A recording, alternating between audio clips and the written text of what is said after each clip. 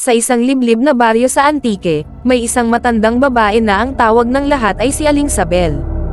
Tahimik siya at bihira lumabas ng bahay tuwing araw, ngunit tuwing gabi, may mga bata raw na nakakarinig ng kakaibang kaluskos mula sa bubungan. Isang gabi, si Lyra, isang dalagang bagong lipat sa baryo, ay hindi makatulog. Naririnig niya ang tila pagaspas ng pakpak at mahihinang yabag sa labas ng kanyang bintana. Nang sumilip siya, nakita niya ang isang malaki at itim na ibon na nakatingin diretso sa kanya. Kinilabutan siya at dali-daling nagsindi ng kandila at nagdasal. Kinabukasan, nagpunta siya sa palengke at kinuwento ang nakita. Biglang natahimik ang mga tao. May isa lang na matandang lalaki na nagsabi, "Kung gabi, huwag na huwag kang magbubukas ng bintana."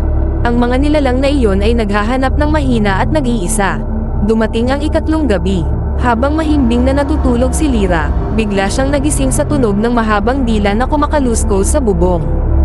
Nang lingunin niya ang kisame, may manipis na anino na unti-unting bumababa, at doon niya nakita ang payat na katawan, mapupulang mata, at mahabang kuko ni Aling Sabel. Hawak ang krusipiho na iniwan ng kanyang lola, buong lakas na itinaas ni Lyra ito.